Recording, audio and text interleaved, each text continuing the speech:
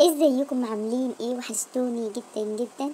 فيديو جديد النهارده. طبعا لو اول مره تشوفي قناتي ما تنسيش تدوسيلي لايك وتسيبيلي اشتراك من كلمه اشتراك تحت الفيديو. ويلا بينا نبتدي الفيديو. اول حاجه كده بداتها معاكم ان انا عملت كوبايه النسكافيه ورحت كده شربتها. وبعد كده قلت كده هجهز يعني العشاء بتاعي النهارده. اول حاجه كده نزلت كده بمكعب من الزبده وعليه ملعقه كده من السمنه علشان الزبده بتاعتي ما تتحرقش. هضيف ايه هضيف ايه هنا؟ هضيف بصلايه متقطعه، هقطع كده بصله، قطعيها التقطيعه اللي تعجبك. و يعني انا قطعتها تقطيع كده ناعم صغير كده، حاولت على قد ما اقدر. بعد كده هقلبها شويه واحط لها طبعا الملح بتاعها علشان البصل بتاعي ما يطلعش ريحه، يعني ريحه الصنان وكده. بعد كده هنزل بالفراخ بتاعتي، كان طبق فراخ كنت مقسماه في الوجبات. هعمل بيه كده النهارده وجبه حلوه جدا. هعمل بيه ان انا هعمل كده مكرونه فرن، نفس طريقه المكرونه الفرن، بس انا هضيف لها كده صوص بشاميل من فوق. بجد وهم جربوها بجد بجد، زي اللي بنشتريها من المطعم بالظبط. حلوه بطريقه مش طبيعيه.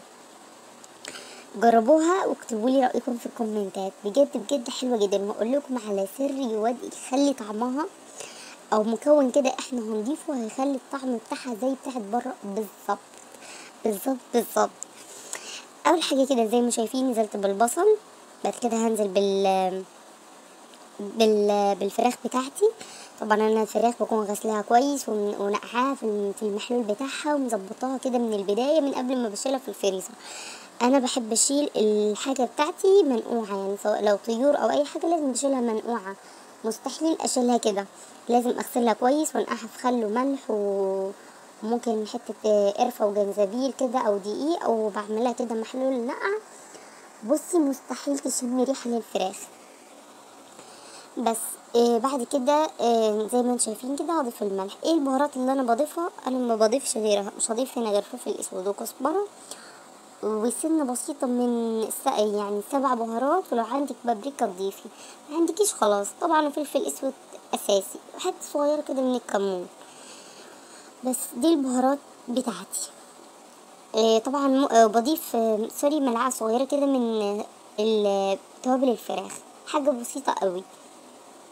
اول ما هضيف كده البهارات بتاعتي هلقى كده ريحة الفراخ طلعت وبدأت كده تطلع يعني كده. هنزل كده بالطماطم بتاعتي وهغطيها كده واسيبها لحد ما تتسبك خالص. وكنت هسلق كده جنبيها ايه المكرونه، يعني كنت حاطه ميه تغلي كده على المكرونه. وهنا طبعا هي دي الاضافه اللي احنا هنضيفها. هتضيفي كده واحده توم نية يا دوب تضيفيها كده وتكوني ايه هتطفي النار، ما تسيبيهاش تغلي كتير على النار. تحطيها 3 ثواني كده ولا 4 5 ثواني كده واطفي على طول النار، ما تغليش كتير لان عايزه تست التوم يطلع وريحه التوم تطلع.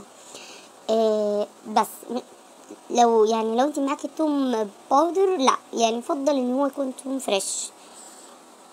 وهنا كنت بسلق كده المكرونه، حطيت الميه. طبعا انا بضيف ملح في الميه ونقطه زيت وبس، ما بضيفش اكتر من كده. بس. وهنا هصفي كل المكرونه بتاعتي واجيب كده الخلطه بتاعتي. طبعا انتوا عارفين اني انا صوص البشاميل عملته معاكم اكتر من مره، يعني عملته معاكم كتير. انا بحب ان انا اضيف ملعقه كده من الزبده، بحط عليها سن صغيره من السمن، وبعاير كده الدقيق بتاعي. مثلا بحط كده ملعقتين كده دقيق يعادلوا السمنه والزبده اللي انا حطيتها، وبضيف عليهم فلفل اسود. لو عندك مرقه حطي، ما عندكيش خالص ما بضيفش اكتر من فلفل اسود وملح بس. وهنا كنت خلطت كده المكرونه بالفراخ بتاعتي زي ما انتم شايفين كده اللون بتاعها حلوه جدا جدا. تقدروا تقدموها بالشكل ده، تقدروا تقدموها بطبقه الصوص البشاميل اللي انا هحطه كده عليها من فوق. تقدري برضو تغرفيها كده. وانا بحب كده ان انا اكون مسخنه الفرن كده من قبلها بشويه، علشان الفرن بتاعي بصراحه وحش يعني سيء كده حبتين. فدخلتها كده الفرن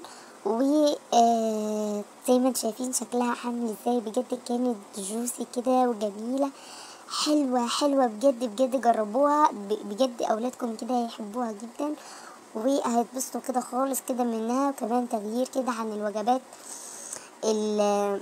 يعني العادية وتقليدية، فبجد بجد حلوة جدا، جربوها تعجبكم جدا جدا. هوريكم كده انا هغرف. انا كنت عملت برضو طحينة وقطعت خيار وعملت مخلل وفلفل وجبنة، وده هيكون العشاء بتاعنا النهاردة. حلو كده وجميل بجد بجد، جربوه. وهنا بصراحة كنت اعمل كده كوباية قهوة بصراحة، فكنت جايبة كده قهوة كده بالشوكولاتة اللي انت شفتوها معايا في المشتريات، حلوة جدا وخفيفة، وكمان كده ايه ما بتسهرش قوي. فعملت لي كده واحدة. انا بعمل كوباية مية بحط عليها، اهم حاجة من نجاح القهوة بتاعتك انك تحملي المية ساقعة او اللبن ساقع لو تعمليها فرنساوي. طبعا بنعاير يعني افضل حاجة انك انت تعايري المج بتاعك الاول. واول ما بتغلي كده بنزل كده عليها بكوبايه في الكوبايه يعني كده. بصوا هتاخدي احلى كوبايه قهوه ممكن تشوفوها. بس وده كان الفيديو بتاع النهارده.